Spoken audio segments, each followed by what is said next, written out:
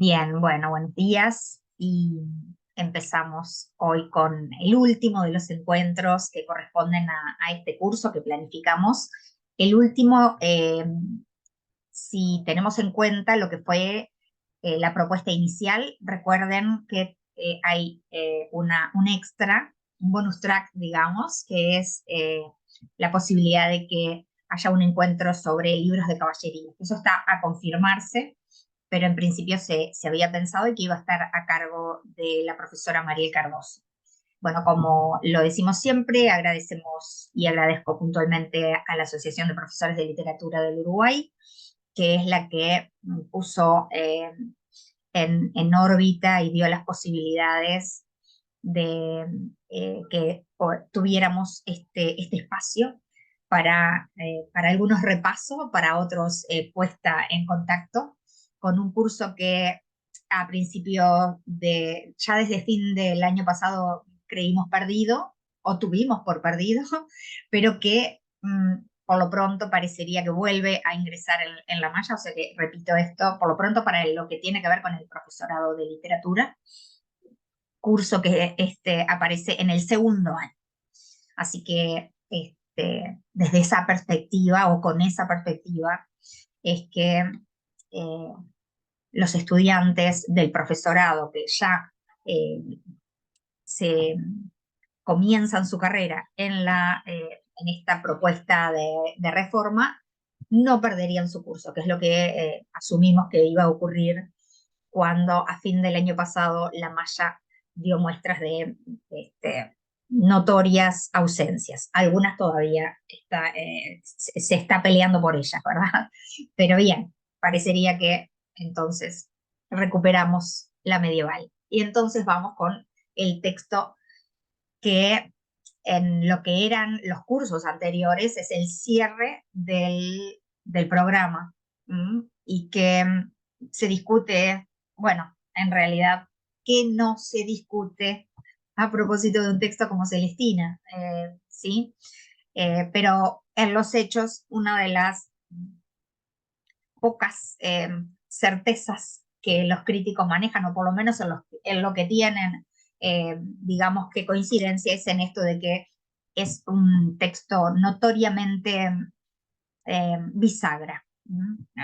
Si bien algunos entienden es el cierre de la literatura medieval, eh, para otros ya es literatura moderna, ¿no? O abre puertas a lo que va a ser el pensamiento moderno y a ciertas marcas del Renacimiento y la modernidad.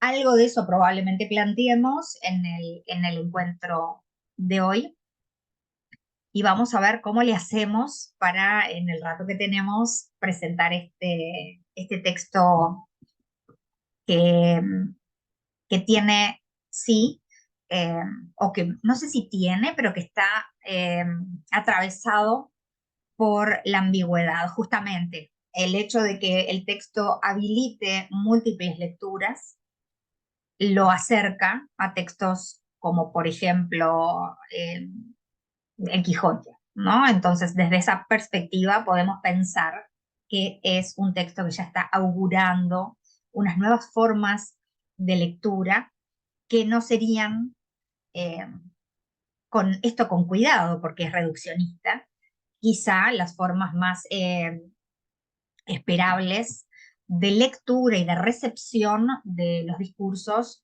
propios del mundo medieval, ¿sí? Aunque, de hecho, desde que estamos repasando y atravesando y leyendo producciones medievales, estamos viendo que no necesariamente son todas tan cerradas como a uno se le pudiera ocurrir o daría por hecho que lo son, ¿verdad? Entonces, esto de la ambigüedad como una marca de lo moderno y de lo actual, que por supuesto no lo vamos a discutir, pero bueno, no necesariamente. La ambigüedad digamos que propiedad del mundo moderno. En la Edad Media también existen las ambigüedades. Y de hecho empezamos, creo que, no sé si lo llegamos a ver, pero con la lírica la lírica primitiva, las jarchas, aquellos textos en mozárabe, ya habíamos pensado esto de la ambigüedad. Así que bueno, que quede eso planteado también. Voy a empezar compartiendo como habitualmente hago para ordenar algunos, algunos puntos en los que, mm, digamos, organizar lo que tiene que ver con el periplo de este texto, que es un texto que ya nace en el contexto de la imprenta. Hasta lo último que vimos los romances, que dijimos son circulan y pueden tener su factura o su origen en el universo oral. Eh, Justamente en el caso de Celestina, hablamos ya de la escritura, otra vez, de la escritura culta. Esto evidentemente responde a un contexto universitario. No, hay un autor, aunque compleja la cuestión de la autoría, pero hay un autor, un nombre, que es Fernando de Rojas. Eh, pero también no es solo la escritura y la posibilidad de una transmisión y de una circulación manuscrita, como es lo esperable en el universo medieval, sino que Celestina va a ser de los primeros libros publicados en las incipientes imprentas de Castilla. Burgos, puntualmente, es a quien se atribuye la primera edición de la que hay noticia. Entonces, quiero empezar por allí. Voy a compartir. Y justamente lo que voy a compartir es una edición facsimilar, tal cual se exhibe en un museo que hay en la ciudad de Burgos, muy cerca de el lugar en el que funcionó la imprenta de Fadrique, que es a la que se atribuye la primera edición eh, de la Celestina. Este es un texto facsimilar, ¿sí? El original estaría en Nueva York, habría que averiguar un poquito más, pero estoy hablando del original de 1499. Vean, la fecha es sintomática además, porque nosotros dijimos, bien, si hay una periodización que la crítica maneja y los historiadores también, pero sobre todo los historiadores de la literatura, manejan para una posible, si se puede hablar de una edad media española, ¿no? Serían, por lo pronto, desde la llegada del contingente musulmán en el siglo VIII a la expulsión del último bastión, que es en Granada, que se da en 1492. Entonces, esos 8 siglos aproximadamente eh, están comprendidos, o bueno, se entiende que, bueno, ese sería el periodo medieval, pero bueno, esto, como decimos siempre, las periodizaciones son arbitrarias, hay criterios, pero no todos los historiadores coinciden y los historiadores de la literatura no necesariamente, y bueno, puntualmente en lo español, en lo considerado español, con lo que ese concepto implica, ¿verdad? No necesariamente hay, eh, digamos que, una única manera de leer y de periodizar lo que se podría entender como literatura medieval, que eso también es discutible, pero no me voy a meter ahí. Estamos entonces esta es una edición facsimilar, decíamos, o sea que es copia del original de 1499. Esto tiene una fecha allí que dice enero de 2015, la foto, porque, como saben, desde 2013 hacemos eh, una actividad académica, que es un viaje a algunas ciudades de España, algunas ciudades de Italia y algunos otros lugares como Grecia, París, bueno, Atenas, París, Londres en este caso, que es el viaje que le decimos viaje del IPA, pero que no es exclusivo del IPA y no necesariamente exclusivo de literatura. Pero bueno, con la generación de 2015, el viaje que hicimos en 2015, visitamos Burgos y justamente visitamos ese museo que está muy cerca. No es el exacto lugar porque obviamente con el correr del tiempo la calle fue dando lugar a otras construcciones y entonces donde originalmente funcionó la imprenta de Fadrique, al que le decían el alemán, no, no sé, digamos que que cambió. Entonces, bueno, muy cerca de allí está hoy un lugar que es el museo, y ahí hay también hay una réplica de la primera imprenta, o sea, de la primera máquina en la que se imprimieron libros allí. Y está el facsimilar de esta Celestina de 1499. Entonces, la historia del libro, de la materialidad del libro en su versión impresa, empieza en 1499. Los críticos y los estudiosos plantean que es probablemente, o sea, muy probable, que el texto haya circulado en versión manuscrita en un reducido círculo, una vez que toma contacto con la imprenta, independientemente de que siempre discutimos el poder democratizador de la imprenta, en tanto los libros pasaban por censuras, por lectores previos, pero bueno, no necesariamente en estos incipientes orígenes, eh, pero justamente sorteando, si es que se tuvo que enfrentar a la censura. La imprenta aparece en Castilla en el 1480 y algo, ¿no? 83 creo que es, eso hay que confirmarlo porque ahora no lo estoy diciendo de memoria. Pero bueno, desde el momento en que la obra pasa por el mecanismo de la imprenta, se vuelve un bestseller, diríamos hoy, ¿sí? Entonces ahora voy a poner algunas fechas. Digo algunas porque al día de hoy se sigue investigando y no hay consenso entre los estudiosos a propósito de determinadas fechas. ¿Sí? Se suponen algunas, se interpreta que puede haber existido una determinada fuente de la que podrían haber surgido algunas versiones, y eso son interpretaciones, pero bueno, se está estudiando todavía, ¿no? El contexto, decíamos, y ahí, como siempre, me remito a la historia crítica, a la historia social, perdón, de la literatura, la de Blanco Aguinaga, Rodríguez Puertolas e Iris Zabala. Ellos plantean esto, ¿no? Ahí el contexto. Cuando aparece la comedia, que es así como se llama en principio, ¿no? Castilla está gobernada por los reyes católicos y es un momento de esplendor. Recuerden que dijimos 1492, esto lo digo casi que en todas las reuniones.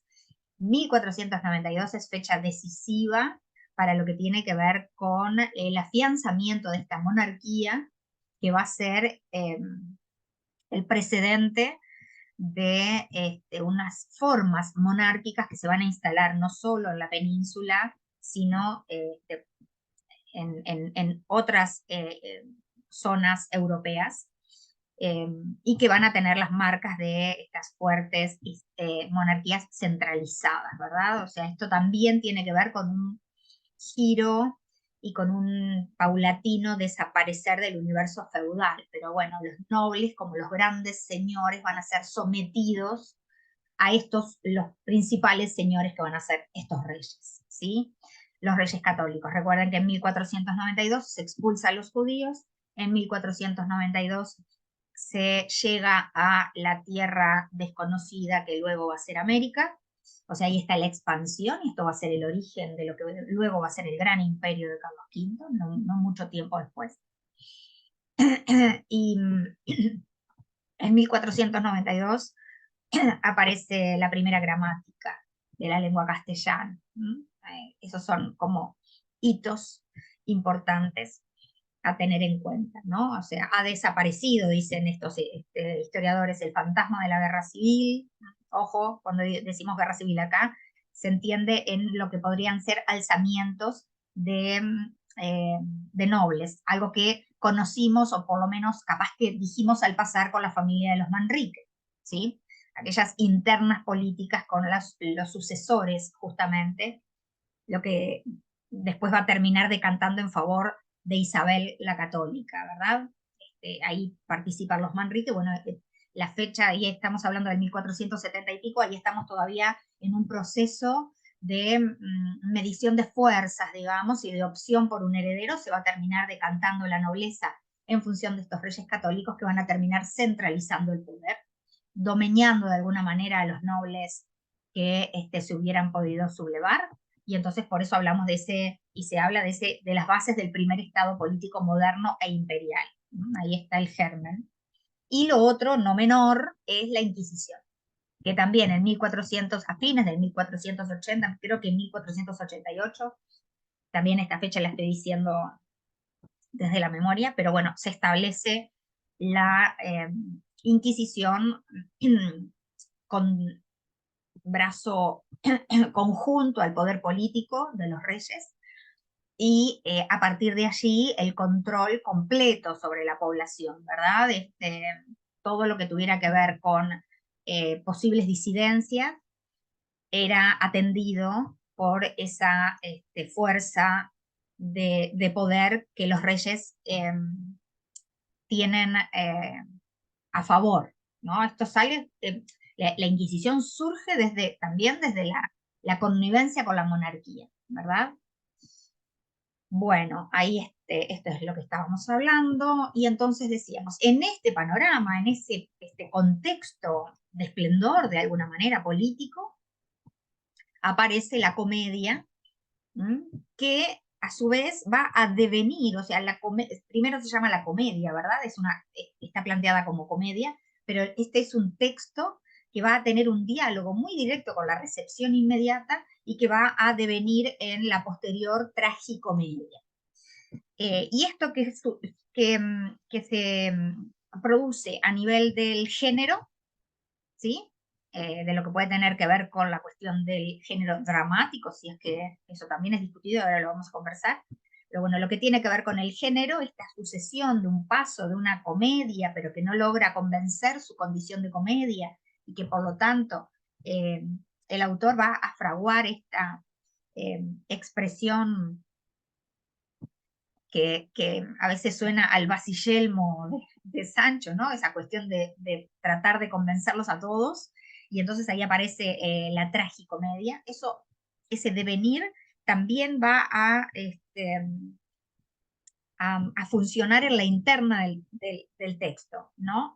Si lo planteamos como una especie de periplo y de metamorfosis en lo que hace al género, también va a repercutir en los personajes. Y si el texto tiene su origen en la historia de Calisto y Melibea,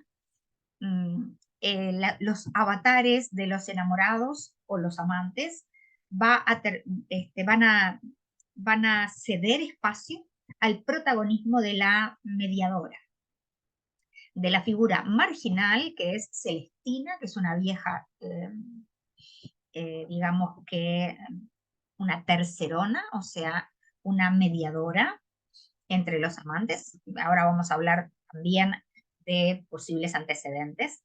Pero bien, Celestina aquí tiene nombre, está individualizada en una figura, en un personaje con matices incluso, o sea que estamos hablando de una construcción a nivel de lo literario y de lo que tiene que ver con la construcción de un personaje ya complejo. No es un tipo, no es un arquetipo, no es subsidiario meramente. Bien, este personaje marginal se hace, digamos, con el, con el trono, porque bueno, la obra va a terminar llamándose Celestina. Hoy se la conoce como Celestina, no como la comedia de Calisto y Melibea. Entonces, no es menor también ese otro periplo, ese otro devenir de un texto que justamente, que dialoga con su contexto. Bueno, para Puertolas, justamente, la Celestina es la visión de la otra cara de la moneda, ¿no? La pregunta es, ¿qué, qué fenómeno, o no pregunta, puede funcionar como pregunta, puede funcionar como hipótesis, ¿no? ¿Qué fenómeno de la literatura y de determinadas obras literarias que surgen en momentos esplendorosos, podríamos entender, desde lo que tiene que ver con lo político, a veces, en este caso digo lo político porque estamos hablando del imperio, perdón, primero de la monarquía de los reyes católicos, pero luego, cuando aquí Puerto las cita a Lazarillo, estamos hablando justamente del momento de esplendor imperial, o Quijote en el tiempo de los Felipes. Pero bueno, ¿no? qué pasa con estos textos que funcionan como lo que, esta imagen que elige Puertolas, que es la otra cara de la moneda, ¿no? Como en unos periodos históricos y de impronta política, religiosa, hasta podríamos pensar desde hoy ideológica, en la que se pretenden circunstancias de hegemonías religiosas, de discursos únicos, de discursos dominantes, de la búsqueda de lo unívoco en cuanto a las verdades, en cuanto a tomar la palabra y tener la versión, cómo aparecen estos textos que tienen en su diversidad, Celestina, Lazarillo, Don Quijote, eh, la marca de lo ambiguo, la marca justamente de lo que invita a sospechar, ¿sí? Lo que tienen como textos subversivos en algún sentido, ¿sí? Me parece bien interesante esa propuesta y pensar el texto también desde esa perspectiva. No dejo nunca cuando hablo de este texto, cuando estudiamos este texto, lo mismo que el libro de Buen Amor, esto que dice María Rosalida, yo ya lo he compartido con ustedes, pero creo que es, y no es por cubrirme, sino porque justamente dimensionemos lo complejo del panorama de estos textos, y es lo que María Rosalida dice: todos los estudiosos del libro de Buen Amor y de la Celestina estamos de acuerdo en que son estas dos obras maestras y estamos en desacuerdo en todo lo demás, ¿no? Así que tenemos que tener, creo que es muy importante, sobre todo cuando trabajamos con estos textos, cuando los pensamos en el caso de que eh, los pensemos para trabajar con estudiantes en secundaria, saber que como docentes tomamos decisiones y que ante textos como estos, con mayor responsabilidad todavía, porque de pronto no tenemos las posibilidades o es una opción no necesariamente plantearlas, pero cuando tenemos estos textos, decíamos, tan porosos, bueno, nosotros a los estudiantes les simplificamos el camino, ¿no? No les vamos a hacer o a presentar estos textos con toda la problemática crítica, ¿sí? O de recepción. No quiero decir que los estudiantes no sean capaces de abordar estos textos desde esa perspectiva, evidentemente que no es por ahí, pero nosotros como estudiosos y digamos que dedicados a la literatura sabemos lo complejo de estos fenómenos, pero uno trata de allanarle el camino al estudiante y no les presentamos los textos únicamente desde las incertidumbres. Tratamos de presentarlos desde algunas certezas, aunque los textos eh, en su naturaleza presentan silencios, vacíos, y es bien interesante trabajar eso, por supuesto. No estoy diciendo que se invisibilice eso, sino que evidentemente vamos a tener que hacer opciones. Por ejemplo, ya les muestro, porque me parece que esto, no les muestro porque estoy compartiendo, voy a dejar de compartir y después retomo, pero lo que quería era mostrarles, por ejemplo, yo eh, tengo dos versiones de Celestina, en realidad tengo más, un poco como vos, Carlos, que tengo unas cuantas.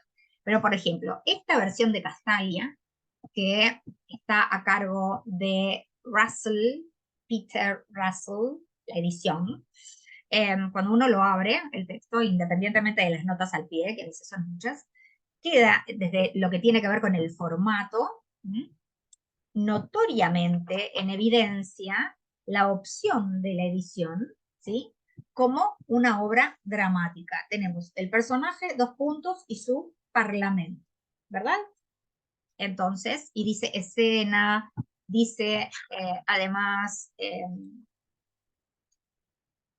tiene justamente el formato del género, ¿no? A veces plantea, como en este caso, aparte, pero la versión de cátedra de Severin, Dorothy Severin, eh, no elige leer el texto desde esa perspectiva. Si bien aparecen los personajes, para Severin, está muy rayado mi libro, ¿sí? Bueno, lo suelo trabajar.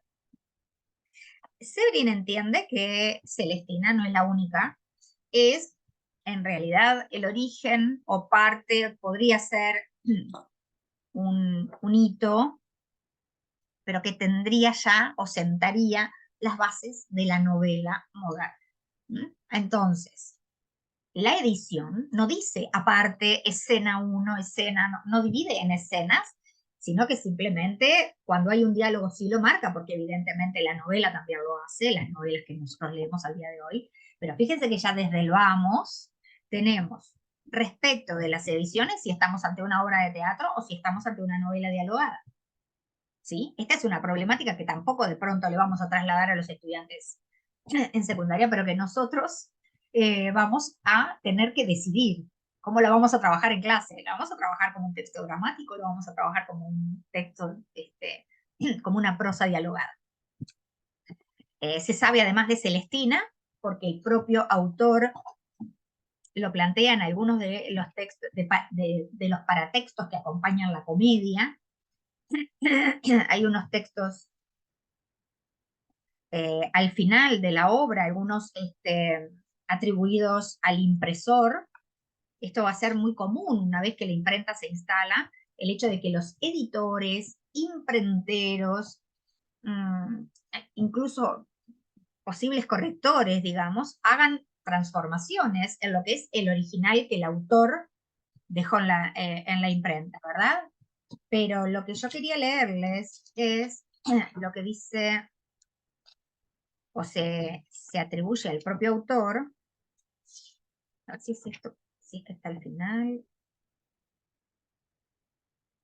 Sí.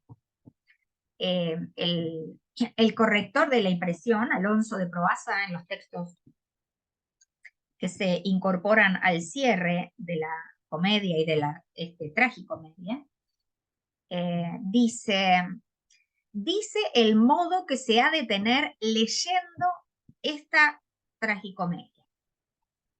Leyendo, fíjense que el propio texto incluye una forma de recepción, construye su propia recepción de alguna manera. Dice, si amas y quieres a mucha atención leyendo a Calisto mover los oyentes, cumple que sepas hablar entre dientes, a veces con gozo, esperanza y pasión, a veces airado, con gran turbación. Finge leyendo mil artes y modos, pregunta y responde por boca de todos, llorando o riendo en tiempo y sazón. ¿Sí? Entonces, hay un consejo a cómo leer el texto. Y una de las formas es tratando de hacer que los distintos personajes y las distintas circunstancias emotivas se puedan transmitir a un público que oye, no a un público que asiste a una representación, ¿se entiende? Entonces, según el propio texto, y no necesariamente tenemos por qué hacerle estricto caso, pero está allí, o sea, esto lo dice, surge de la propia anotación, el texto parecería en su momento estar pensado para ser leído en voz alta, no necesariamente para ser representado, y tampoco para una lectura silenciosa a la que estamos acostumbrados hoy cuando nos llevamos una novela en las vacaciones, o bueno, cuando las leemos en nuestros tiempos, pocos tiempos libres, pero que nos hacemos para disfrutar de un texto en prosa, por ejemplo. Entonces, esto tomarlo como lo que obviamente se plantea, también relativizarlo, no quita que pudiera la obra ser representada. Se sabe que no fue representada completa, es enorme. En cuanto a extensión, llevaría muchísimo tiempo la posibilidad de una representación íntegra. Si se piensa esta obra en el contexto del teatro del momento. Entonces, es una obra muy rupturista, no solamente desde el planteo de lo que hace a que los personajes marginales tomen la palabra y sean sujetos de enunciación, como ocurre no solo con Celestina, sino, por ejemplo, con los sirvientes de Calisto, por ejemplo, con las discípulas de Celestina, que son del ámbito de la prostitución. Estamos hablando no solo de subalternidades, sino de marginalidades. En ese caso, la obra es muy rupturista, pero también lo es desde la propuesta de la forma. ¿verdad? Esto de, ¿es un texto dramático? ¿Es un texto en prosa? Evidentemente es híbrida, diríamos, este concepto puede ser discutido, pero bueno, tiene y surge desde esa condición. Y también esto, decíamos, se traslada a la evolución que el texto va a tener entre la idea de comedia, con alta raigambre en el siglo XV, XIV, los romanos, los griegos, ¿sí? Las comedias desde la antigüedad greco-latina, pero romana sobre todo, griegas también, pero sobre todo la comedia romana, en la que se encuentran muchas, eh, digamos que, relaciones y deudas, podríamos pensar, pero bueno, no solamente en lo que hace a un posible origen, a una posible genealogía eh, que nos lleva al universo del drama, al universo del teatro, sino también a lo que tiene que ver con este giro que la obra va a ir presentando en sus distintas ediciones a la idea de una tragicomedia. O sea, hay la irrupción de lo trágico. ¿Y por qué la irrupción de lo trágico? Bueno, y ahí vuelvo a compartir porque algo de esto tengo para mostrar acá. A ver si se ve allí. Estábamos en esto de que Se los ve, sí. bien, de que los estudiosos de estos textos están en desacuerdo en todo lo demás, y entonces aquí yo hice tomando de los eh, de distintos materiales, de las historias y de los prólogos de las distintas ediciones, bueno, una posible cronología de la evolución, ¿sí? Decíamos, ese facsimilar que estuvimos viendo, esa copia del facsímil de la imprenta de Fadrique. En Burgos, 1499, aparece una comedia con el título Comedia de Calisto y Melibea, con 16 actos y sus argumentos. Si ustedes conocen el texto, saben de qué hablamos cuando decimos lo de los argumentos. Los que no lo conocen, bueno, sabrán que cuando uno se enfrenta a un texto como este, o a este texto puntualmente, antes de cada acto hay una especie de síntesis que nos dice de qué va ese acto, ¿sí? Entonces, originalmente la obra se presentó así, o por lo menos de la primera versión de la que se tiene noticia. 16 actos con sus argumentos. En Toledo, en 1500, aparece otra versión de la comedia. Fíjense qué poquito tiempo entre una edición y la otra. Y esta ya aparece con lo que se conocen como los textos preliminares. La carta del autor a un amigo y los versos acrósticos. Lo que se conoce como el síguese o incipit, el argumento de toda la obra, que no aparecía en Burgos en 1499, y los versos finales de Alonso de Proaza, este imprentor, el imprentero, digamos, y especie de editor que leímos hoy, que es el que recoge aquello de cómo leer el texto. Ahora, fíjense cuántos paratextos se incluyen en la edición al año de que salió la primera edición, la primera comedia. Todavía estamos hablando de una comedia y todavía tenemos el texto con sus 16 actos, pero le aparecen unos textos preliminares, la carta del autor a un amigo. En este texto justamente el autor, que se mantiene en secreto, explica que él encontró el primer acto de la obra y que le pareció tan interesante y con tan fermental, dice, no lo dice así, pero bueno, él dice que encontró ese primer acto y vio que no tenía autor, y que lo leyó y le pareció que era muy buena en sentencias, en fuentes de filosofía, eh, no solamente en cuanto a eso, sino que además le parecía que la historia era una dulce historia, y por lo tanto él decide eh, eh, tomarla y de alguna manera, en 15 días, dice él, terminar el texto. Eso es lo que dice en eso que es la carta a su amigo. Y lo otro que va a aparecer son los versos acrósticos, en los que el autor, supuestamente, va a hablar de la obra y que se les dice versos acrósticos, porque si leemos en vertical la primera letra de cada uno de los versos, ahí tenemos y ahí se devela el nombre del autor, ¿sí? Si nosotros vamos leyendo en vertical, o sea, en forma de acróstico, justamente, esos versos que se incorporan, lo que se conoce como versos acrósticos, leemos: el bachiller Fernando de Rojas acabó la comedia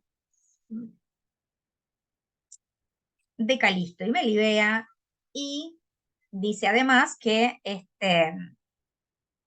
nació en Puebla de Montalbán. O sea que habría datos del nombre del autor, de que acabó la comedia de Calisto y Melibea, de donde se tituló, y que él es de Puebla de Montalbán. Digo, para adivinar que estaba ese acróstico, esto aparece también en los versos finales de Alonso de Proaza. Alonso de Proaza va a decir al final del libro, justamente, que si leemos de una determinada manera vamos a encontrar los datos del autor. ¿Ah? Una advertencia que hace. Dice: si por ende juntemos de cada renglón de sus 11 coplas la letra primera, las cuales descubren por sabia manera su nombre, su tierra, su clara nación. ¿No? Ahí el Alonso de Proaza descubre la clave del acróstico. Lo otro que se agrega es el argumento de toda la obra. Antes venía con los argumentos de cada acto, ahora hay una gran síntesis de toda la obra antes del comienzo del texto. Y además los versos finales de Alonso de Proaza. Pero esto tiene un paso más. Probablemente en Sevilla en 1502 aparece ya un giro y tenemos la tragicomedia de Calisto y Melibea. O sea que aquí, ¿por qué lo pongo entre paréntesis y digo probablemente? Porque en realidad ese original de 1502 no se encontró, pero se encontraron versiones posteriores que se las entiende, provienen de un texto anterior y que por diversas razones podría datarse en 1502, ¿sí? Esa edición, decíamos, no se ha encontrado, pero bueno, se supone la existencia de una primera edición de la tragicomedia, y ahí ya hay un cambio y un giro en lo que tiene que ver con el género. Antes decía comedia, ahora dice tragicomedia.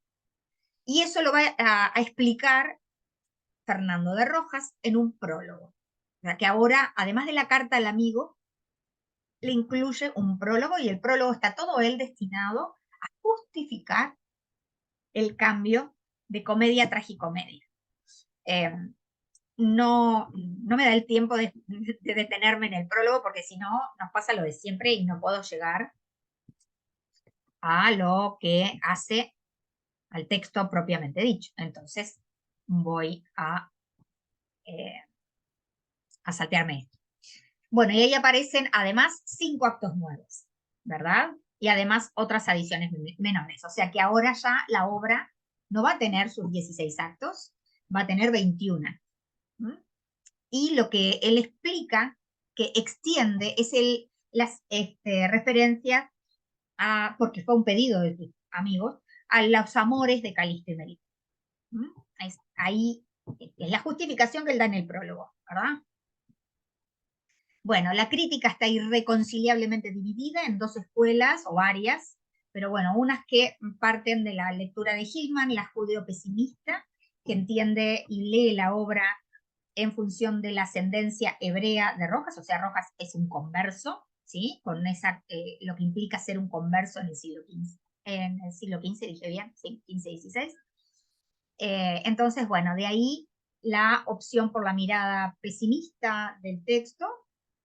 Incluso dice, además, esto de la transformación irónica de los proverbios, los viejos refranes, o sea, la lectura de una tragicomedia que partiría de una mirada muy crítica y pesimista a propósito de la sociedad.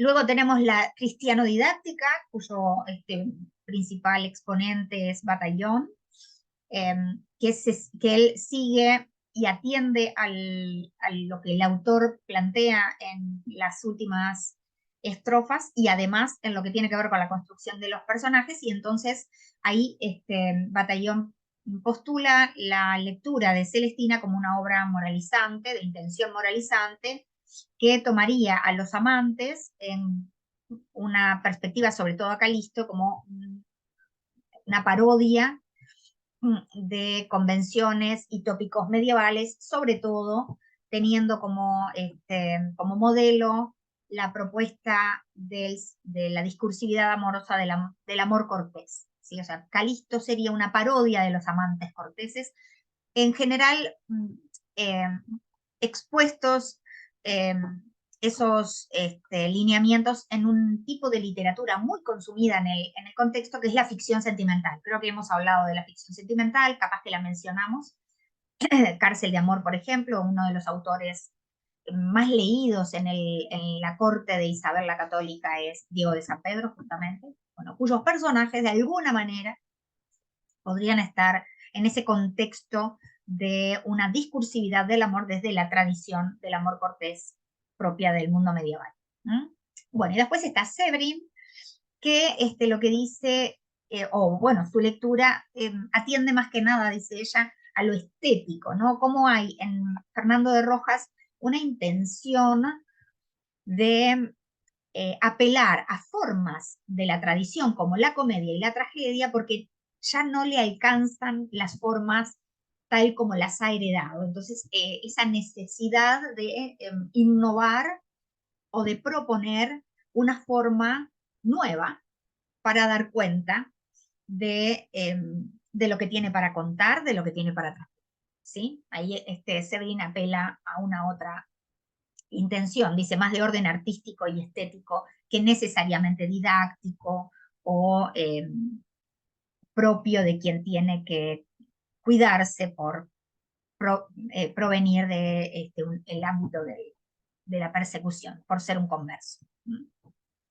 Bueno, respecto del género ya hablamos, esto de la novela dialogada, esto de la obra dramática para ser leída. Ahí tienen, por ejemplo, Deyermont, Russell, que lo mencionamos, como para poder profundizar. Hay un libro enorme de justamente María Rosalida, que se llama La originalidad artística de la Celestina, yo lo tengo ahí arriba y no me lo acuerdo, es ese, la originalidad artística de la Celestina. María Rosalida es copiosa en datos a propósito del nexo o los nexos que puede tener la comedia, sobre todo con la comedia latina y la comedia renacentista, perdón, medieval, ¿sí? Esa forma humanística, dice ella, a la que va a dar origen, que Russell toma un poco la línea de María Rosalía. Bueno, y voy a dejar por aquí de compartir esto y vamos a ir a algunos aspectos de este texto. No sé, Carlos, vos que la leíste, vamos ¿cómo estamos nosotros dos? Eh, ¿Por dónde te gustaría, de qué te gustaría que conversáramos? ¿O qué aspecto de la obra te gustaría discutir, conversar? Bueno, a mí me encanta el personaje Celestina, ¿no? Ella como personaje, no sé, es una mujer muy, no sé, que sabe mucho, ¿no? Cómo en su oficio, así como ella se desempeña, cómo sabe también cómo tratar y convencer a los demás. Eso me parece tan fascinante el personaje. Cuando va allí a la casa de Melibea, después cuando camina sola, ¿no? Volviendo de la casa de Calisto. Me parece tan genial esas escenas, así leerlas y ella lo que dice tan astuta, ¿no? En pensar, ¿no? ¿Qué pasa si no va? ¿Qué pasa si va? ¿No? En los riesgos que comete. Me parece tan fascinante ella como personaje. Eso es lo que me fascina de esta obra, es ella. El Perfecto. personaje mismo de Celestina. Vos también estás cooptado por la figura de Celestina, que además apenas llega casi que a la mitad de la obra. No, no vamos a decir mucho más, pero Sí. bueno, no nos manejamos con spoilers cuando hablamos de estas obras. Así que no hay chance, probablemente digamos algunas cosas de lo que ocurre en Celestina, no vamos a jugar con el suspenso. Pero sí, y justamente buenísimo que mencionás a Celestina, porque una de las cosas que yo quería compartir a propósito de la figura de este personaje, que es una gran creación de Fernando de Rojas, decíamos, porque él le da la condición de carácter, ¿no? De este personaje que evoluciona, que uno, cuando nosotros estudiamos en literatura, decimos, bueno, Shakespeare, el gran creador de los caracteres, ¿no? De estos personajes que no son de una única, ¿no? Que no son planos, que tienen sus evoluciones y que además a través del discurso en primera persona se construyen, se van construyendo frente a nosotros. Eso pasa en el teatro de Shakespeare, por supuesto, pero no me voy a meter ahí. Pero esto pasa también con estos personajes. Y que sea además un personaje tan marginal como es Celestina, eh, creo que es realmente un aporte muy valioso el de Fernando de Rojas y que, y por eso les había traído algunos textos. Nosotros, yo no me acuerdo porque no nos dio mucho el tiempo de tocar el gran tema de la cuestión de los discursos de amor a lo largo de la Edad Media y de los textos que teníamos para trabajar, pero probablemente cuando hablamos del libro de Buen Amor, del libro de Arcipreste de Ica, seguramente hayamos, yo no me acuerdo, pero espero que hayamos hablado, capaz que no, pero bueno, en realidad en el libro de Buen Amor decíamos, se cruza una tradición de amor ideal, que es esa que hablamos, entre otros, por ejemplo, la línea del amor cortés, y la otra línea que tiene que ver con un amor realista, podríamos decir, más hacia lo que podemos entender como lo erótico o incluso lo sexual, que viene de una línea que podríamos ubicar en Ovidio, ¿sí? Entonces, lo que tiene que ver con la literatura y los discursos de amor ovidianos y lo que tiene que ver con discursos más idealistas propios, procedentes de, por ejemplo, la lírica trovadoresca, por ejemplo, lo que va a ser el Dolce Stil en su momento, luego Petrarca. Y justamente, si lo pensamos para la península y si lo pensamos para la España que nosotros conocemos hoy, en el siglo, digamos que albores del siglo XI, fines del siglo X, el gran momento del califato de los Omeya en Córdoba, o sea, cuando brilla esplendorosamente eh, el factor de musulmán en la península, hay un escritor que se llama Ibn Hassan, que escribe un texto que es El collar de la paloma. Este es un tratado de amor, pero lo quería mencionar porque es un tratado de amor que justamente viene del universo más eh, oriental, podríamos decir, y esto con mucho cuidado, ¿verdad? Pero justamente es un tratado de amor y uno de los consejos, un capítulo, está dedicado justamente al mensajero, a la labor que cumple el mensajero entre los enamorados. Porque bueno, para aquellos que nunca leyeron Celestina, les tenemos que decir que Celestina es justamente la intercesora de los amores entre Calisto y Melibea. ¿Sí? Lo que pasa que esa intercesora es contratada y pagada, o sea que eh, el galanteo, como dice alguien que ya no recuerdo quién es, pero lo leí en algún momento, el galanteo se vuelve mercadeo. O sea, el amante paga para que le seduzcan al enamorado. No es el sano mensajero del amor, ¿no? De la perspectiva, por lo pronto, de la literatura idealista, de los amantes corteses, donde el mediador, o de lo que conocemos en la ficción sentimental, donde el mediador lleva cartas para acercar a los amantes y nada más. Acá tenemos contratados. Bueno, Ibn Hassan en el siglo XI, comienzo, la obra se la podría ubicar en el 1063, fíjense de qué época estamos hablando, habla justamente de la importancia del mensajero. ¿No? Él dice, tu mensajero es como una espada que tienes en la diestra. Mira bien su filo y no hieras con ella antes de abusarlo, pues el mal que produce una espada mohosa se vuelve contra el que sin saberlo la blande. O sea, ya está advirtiendo Ibn Hassan de lo peligroso y del cuidado que hay que tener con la elección del mediador. En el libro de Buen Amor, que estuvimos discutiendo. Recuerden que el libro del buen amor lo ubicamos en el siglo XIV. En el libro de buen amor, eh, en uno de los tantos episodios que hay,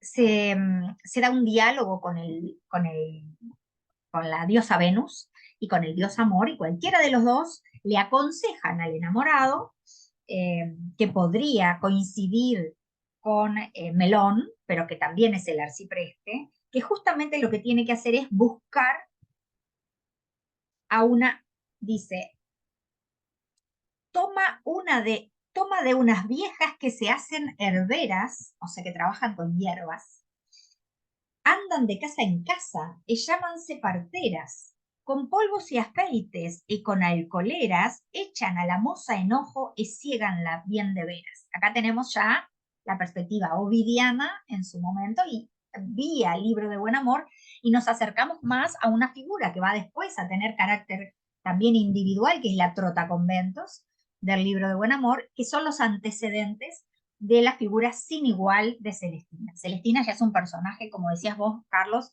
muy, muy complejo, muy complejo. Y, ay, no puedo creer que ya estamos llegando a las 11, no puedo creer. Igual tenemos, hoy era de 10 a 11 y media, ¿tenemos media hora? Sí, me perdí con el horario. Esto termina a 10 y media, ¿verdad? Digo, 11 y media.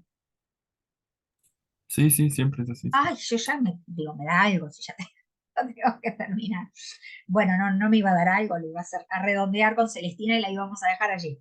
Pero esto recién está empezando, entonces ya cuando empezaba a agarrar así como nada, vengo desde el comienzo, pero justamente este tema es fascinante. La figura de Celestina, la compleja figura de Celestina, decimos, en el libro de Fernando de Rojas, adquiere una complejidad y una importancia que ha hecho que la tradición la elija como protagonista, porque esto de que se terminó llamando la Celestina fue justamente producto de una recepción que vio en el personaje un protagonismo que evidentemente desplazó lo que originalmente era el protagonismo de los amantes. Cuando los amantes atraviesan toda la obra, primero en sus 16 actos y luego en sus 21 actos, Celestina, dijimos, no llega al final de la obra, ni siquiera el de la primera versión de los 16 actos, ¿sí? Ella desaparece en el acto 12 y no desaparece por acto de magia, justamente, que es de lo que vamos a hablar a continuación. Eh, Aún así, el protagonismo se lo lleva a esta astuta mujer que aparece presentada, y ya que estamos, vamos a leer, aunque sea fragmentos del texto en el que el personaje aparece presentado, y vamos a explicar para aquellos que no conocen el argumento. No lo voy a leer, simplemente lo voy a sintetizar, por lo menos hasta lo que vamos a leer. La obra comienza con un encuentro supuestamente casual. Digo supuestamente porque como todo esto está dividido, un encuentro casual entre los enamorados, que todavía no se, eso también es supuesto, ya no sé ni cómo decir, porque todo está en discusión. Pero bueno, la obra se inicia con una escena en la que eh, se conocen, se encuentran, o si no se conocen, porque ya se conocían, se encuentran, Calisto y Melibea. Y Calisto inmediatamente expresa a Melibea lo que siente, lo que le despierta su presencia, que es una admiración y deseo. Un poco dosado Calisto para, si es la primera vez que se encuentra con Melibea, decirle lo que le dice. La cosa es que Melibea, esa primera escena del primer acto nos pone en contacto con el encuentro de los enamorados, que todavía no están enamorados, o lo estaría él y ella todavía no, supuestamente ella lo rechaza. Es en ese primer encuentro. Entonces, ante el rechazo, Calisto se queja y se queja con uno de sus sirvientes. Y entonces allí, este sirviente, que es Sempronio, le recomienda que acuda a las artes de Celestina, ¿sí? No solo Sempronio va a hablar de Celestina a Calisto, y a recomendarla, sino también que va a hablar el otro siervo de Calisto, que es Parmen. Es una figura también muy compleja, muy interesante que nos presenta este texto, porque Parmen es otro de los personajes a los que vemos realmente evolucionar de acuerdo a las circunstancias vitales que le van tocando. Un personaje, creo yo, que notable en lo que hace mostrarnos esto que decíamos de estos personajes que no son de una línea, ¿verdad? Que no son, que se muestran con sus luces y sus sombras y sobre todo con una cierta evolución. Entonces, como nos estamos concentrando en Celestina, me interesa que vayamos justamente a lo que dice primero Sempronio y luego Pármeno, eh, de Celestina, porque ahí estaríamos en lo que cuando estudiamos literatura, hablamos de la presentación indirecta de los personajes, ¿verdad? O sea, Celestina todavía nosotros no la conocemos, porque no la hemos visto, entre comillas, en acción, pero hablan de ella. Entonces, Sempronio le dice a Calisto, yo te lo diré, días ha grandes que conozco en fin de esta vecindad una vieja barbuda que se dice Celestina, hechicera, astuta, sagaz en cuantas maldades hay. Entiendo que pasan de 5.000 virgos los que se han hecho y deshecho por su autoridad en esta ciudad. A las duras peñas promoverá y provocará lujuria si quiere. Vean lo que es esta presentación y vean lo que es el ámbito, el contexto del que provienen estos personajes. Calisto es noble, eso se dice al comienzo de la obra. Sempronio es su siervo, pero fíjense el conocimiento que Sempronio tiene de un universo que es el universo celestinesco. Y esto es lo que hace también al gran personaje.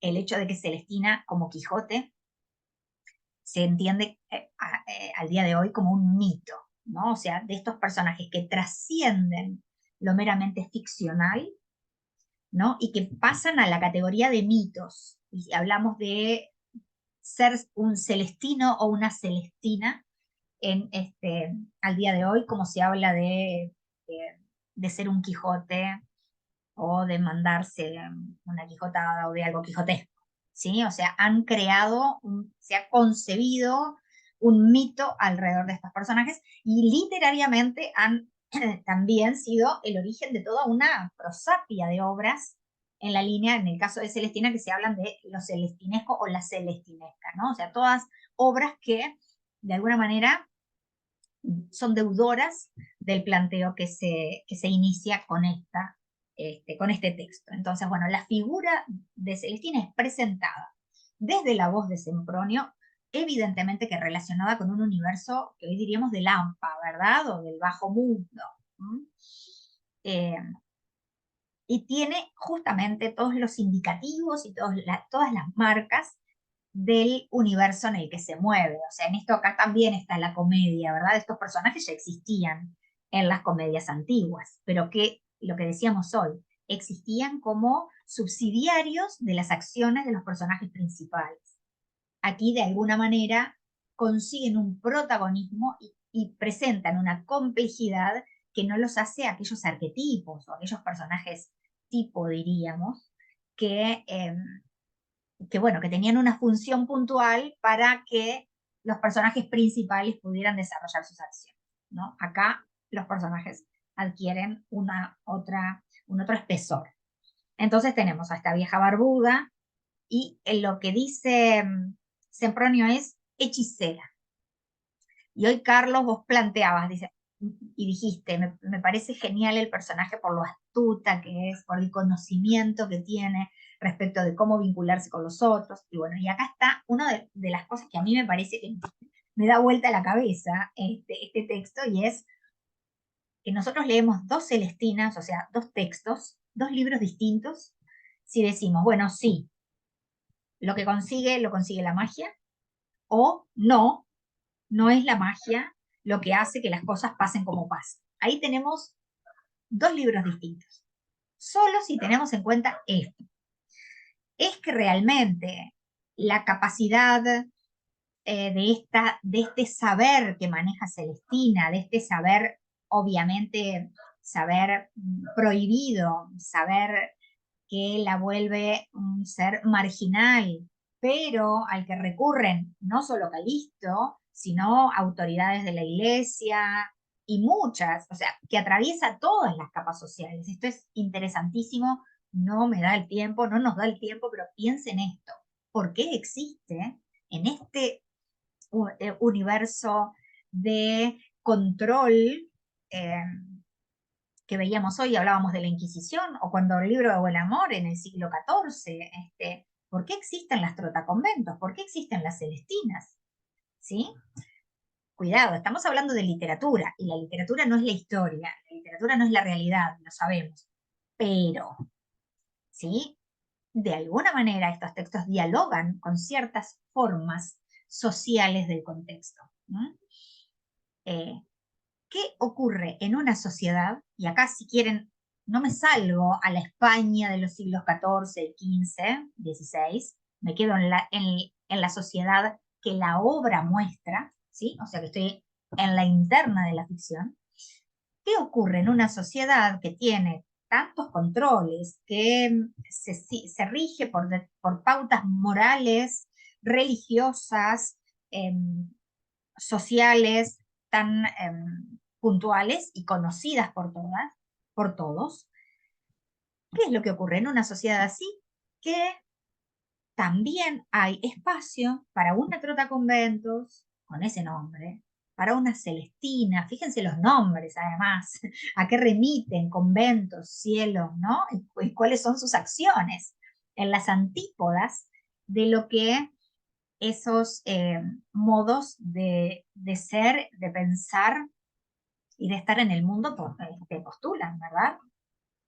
Entonces, ¿por qué? ¿Cómo hay una sociedad, nada nuevo bajo el sol, muy hipócrita, echa la ley, echa la trampa, ¿no? O sea, por un lado las leyes, lo que se pretende de los jóvenes, de las jóvenes, de los religiosos, de las religiosas, lo que se pretende, lo que se impone socialmente, y como por otro lado tenemos unas figuras justamente desde el ámbito de la marginalidad que ponen en contacto y se mueven en esos intersticios de estas instituciones, la institución familia, la institución iglesia, la institución Estado, ¿no? ¿Cómo, qué necesidades hay en esta sociedad? Y en este caso están relacionadas justamente con el tema de la vivencia del amor o de la vivencia de las pasiones, ¿no? Pero justamente lo que dice Sempronio, volviendo a esto, es esto de hechicera astuta. ¿Querías decir algo, Carlos? No, no, que me llegó gente acá y se va a Va. alborotar. Bien, Sagaz dice Sempronio en cuantas maldades, y luego va directamente a lo que se dedica, que es, eh, entiendo que pasan de 5.000, vean la hipérbole, de 5.000 virgos los que se han hecho y deshecho por su autoridad en esta ciudad. Así que esta es también parte de la labor de Celestina. Y dice, a las duras peñas promoverá y provocará lujuria. A las duras peñas, o sea, a las piedras puede llegar a sensibilizar al extremo de provocarles lujuria.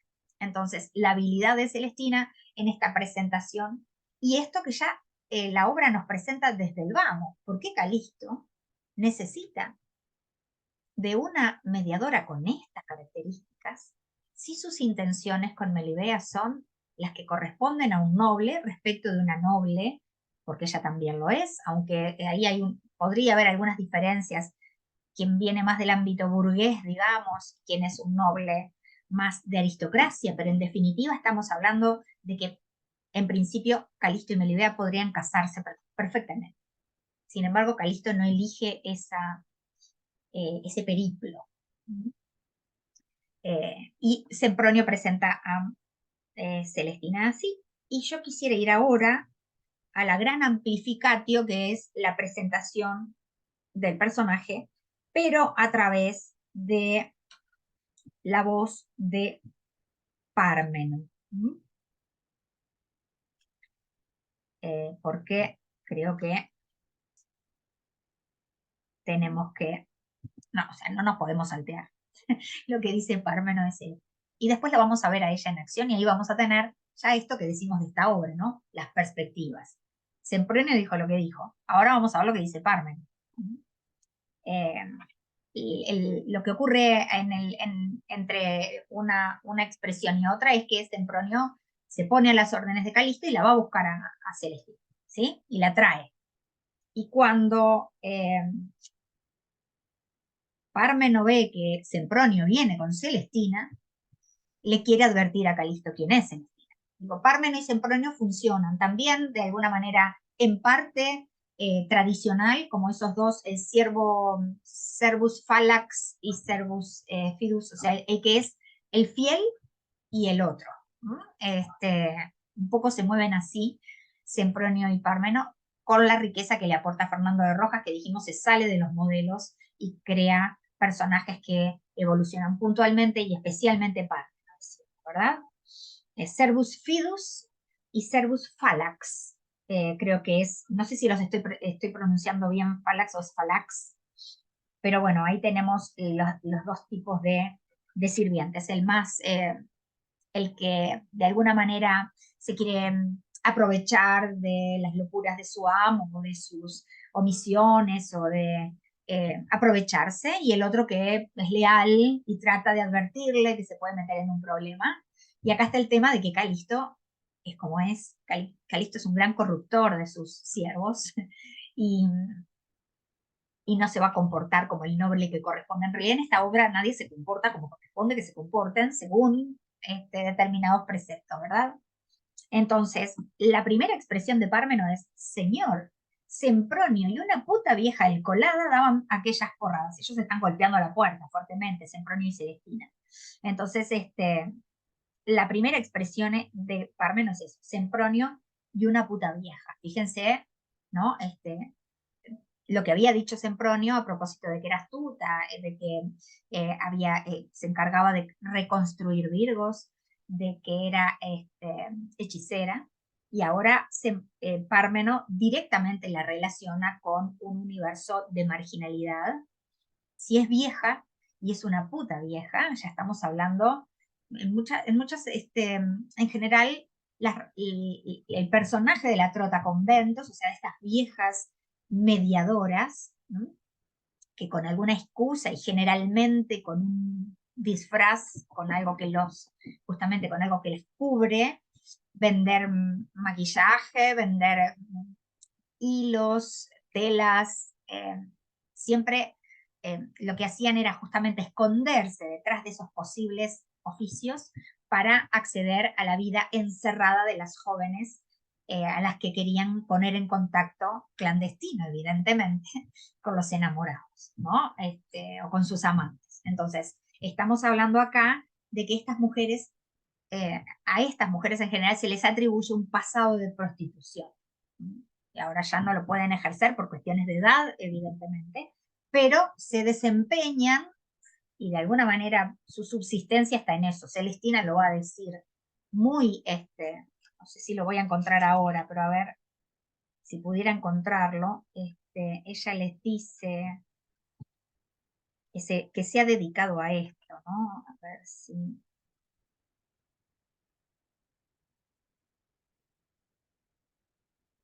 Y cuando habla de Claudia también, ¿no? La mamá A la de madre uno de de ellos, Carmen. también queda muy claro ahí también.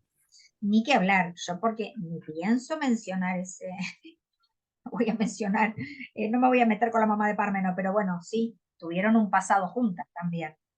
Y justamente Celestina va a aprovechar el conocimiento de la mamá y del papá, además también de Parmeno, para corromperlo, para traerlo a su, porque Parmeno va a estar en contra. Sí, sí. Este,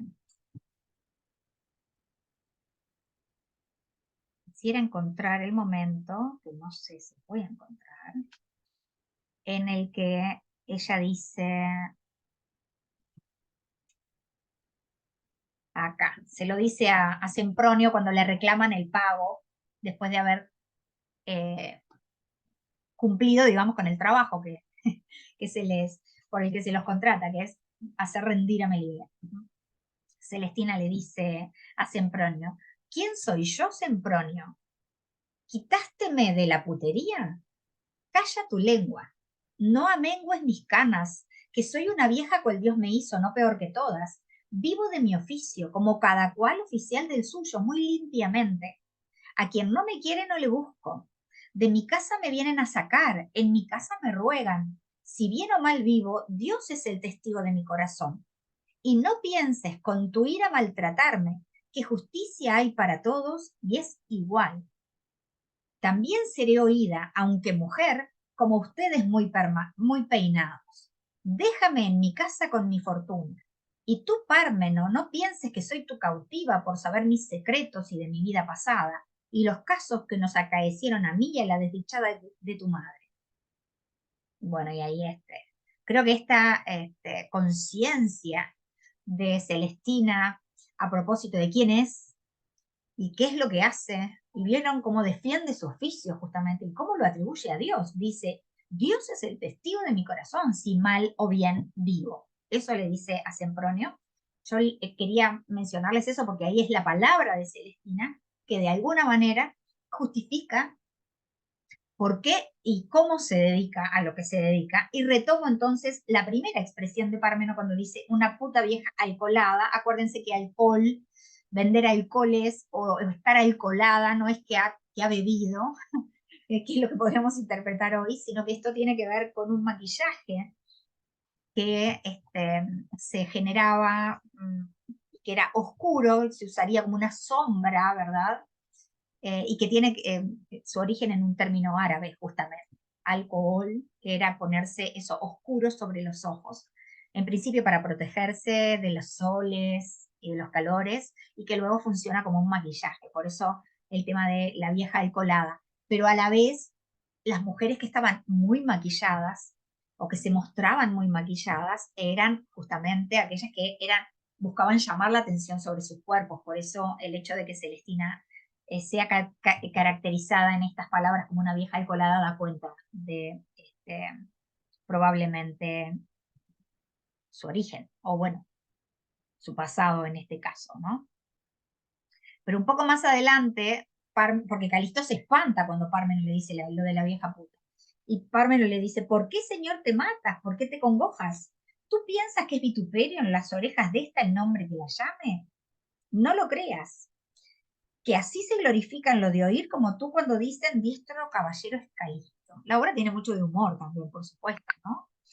Y entonces dice, y demás de esto es nombrada y por tal título conocida. Solo voy a leer el comienzo porque esto es extenso, justamente funciona como una amplificatio. Él dice, si entre 100 mujeres va y alguno dice puta vieja, sin ningún empacho vuelve la cabeza y responde con alegre cara. En los convites, en las fiestas, en las bodas, en las cofradías, en los mortuorios, en todos los ayuntamientos de gentes, con ella pasan tiempo. Si pasa por los perros, aquellos suenan sus ladridos. Si está cerca de las aves, otra cosa no cantan. Y así, lo que va a decir es que todas lo que van a decir es justamente puta vieja, ¿sí? Entonces, en todos los órdenes de la cotidianidad se conoce la naturaleza de Celestina, o sea, no puede Calisto desconocerla, eso es lo que le está queriendo decir Pármeno. ¿Mm? Si una piedra topa con otra, luego suena puta vieja. Y le dice además, y aquí viene la historia de Celestina, días grandes son pasados que mi madre, mujer pobre, esto es lo que tú decías, Carlos, justamente, moraba en su vecindad, la cual, rogada por esta Celestina, me dio a ella por sirvienta. Entonces acá, Pármeno y Celestina se conocen de mucho tiempo atrás. Un poco más adelante, Pármeno va a decir, tiene esta buena dueña al cabo de la ciudad, allá cerca de las Tenerías, en la cuesta del río, una casa apartada, medio caída, poco compuesta y menos abastada. Ella tenía 6 oficios. Conviene saber, labrandera, perfumera, maestra de hacer afeites y de hacer virgos, alcahueta y un poquito hechicera. Era el primer oficio, cobertura de los otros. Esto era lo que decíamos hoy a propósito del quehacer de estas mujeres, ¿no?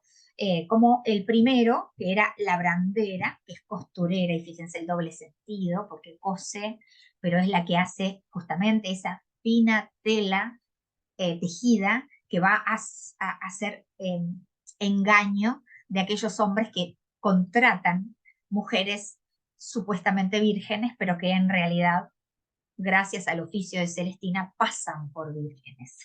Esto es terrible y esto muestra unos modos de las vivencias de la sexualidad que son bien significativos, ¿no? Entonces, bueno, ahí está. El primero, el de la brandera, funciona como cobertura, dice.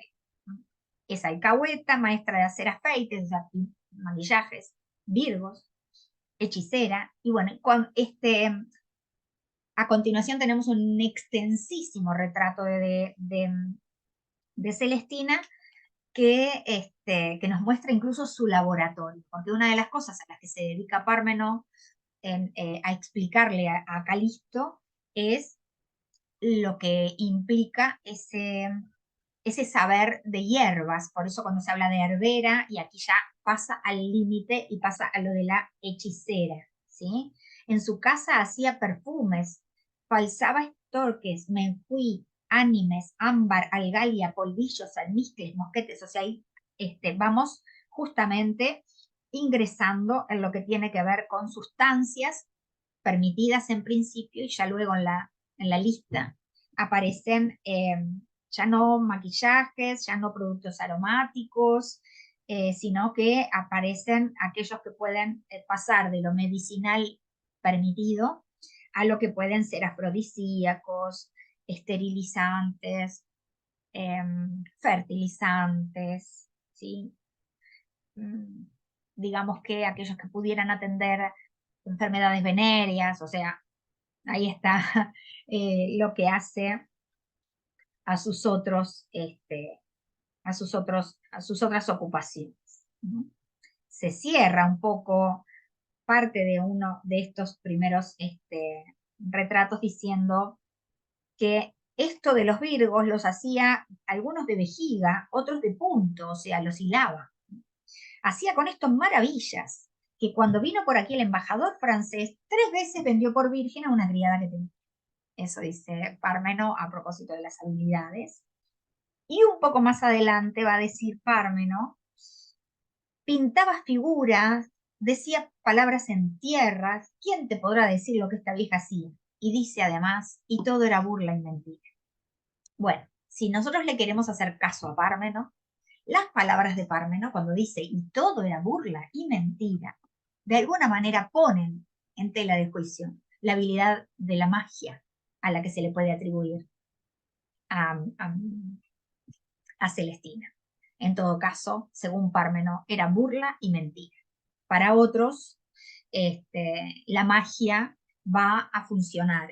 Y como nos quedan unos minutitos nada más, unos minutos, me gustaría pensar esto de la magia.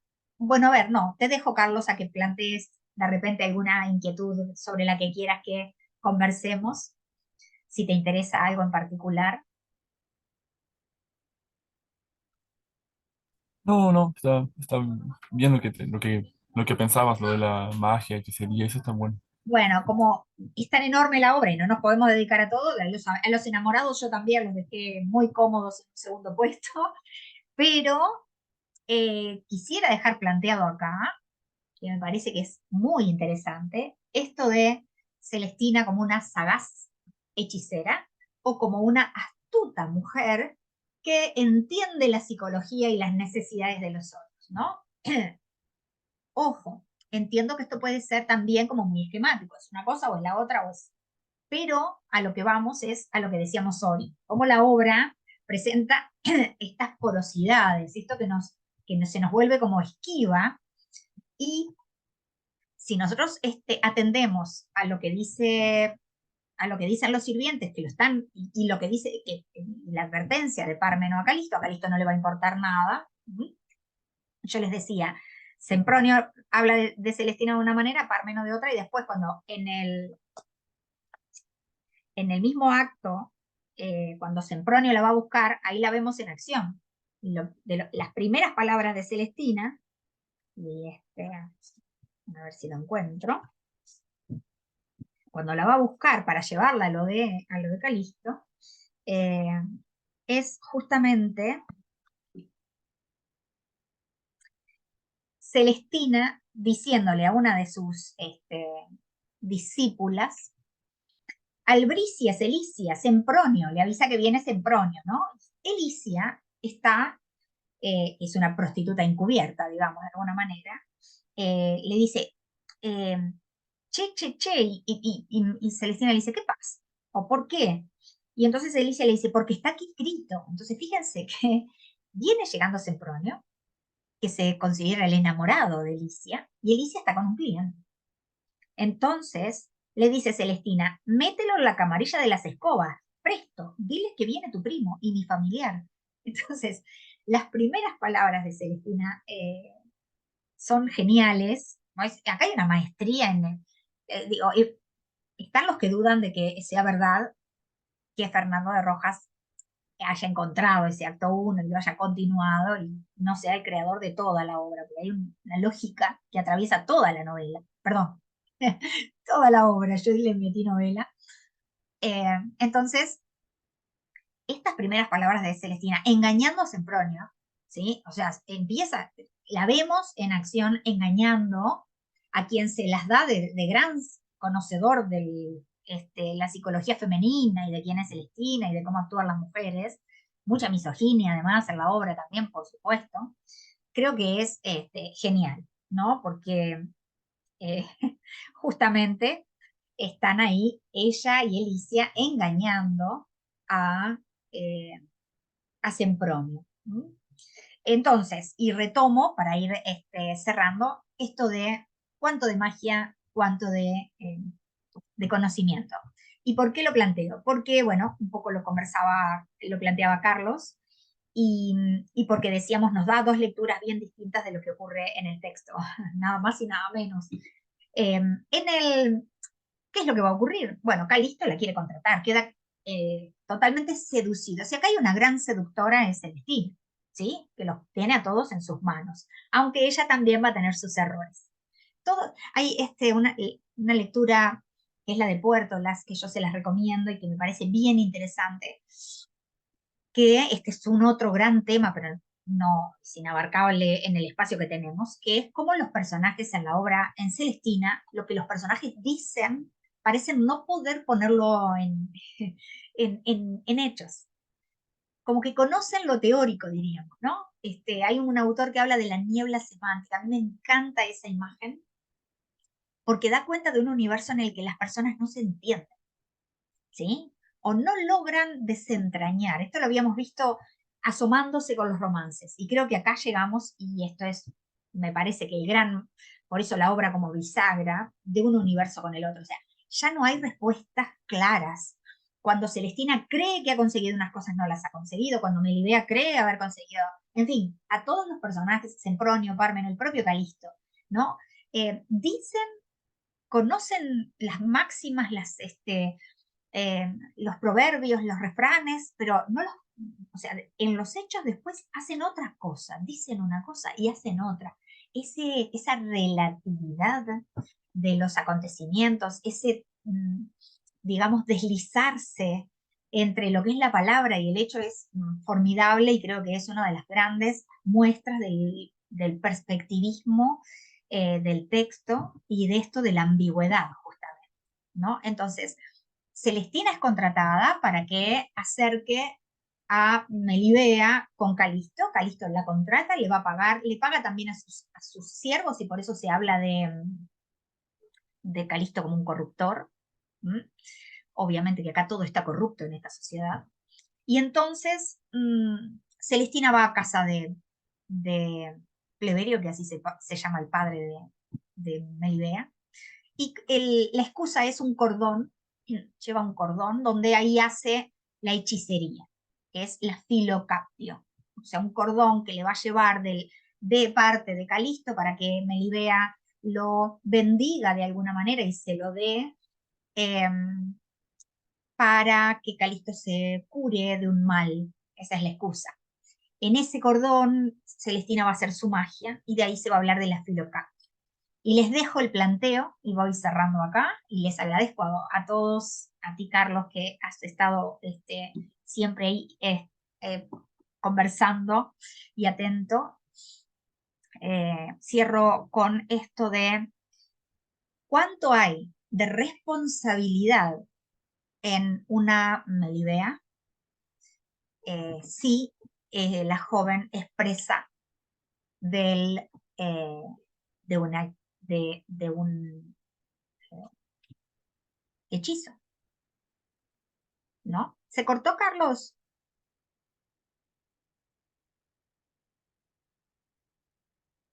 Capaz que me quedé sin internet, ¿o no?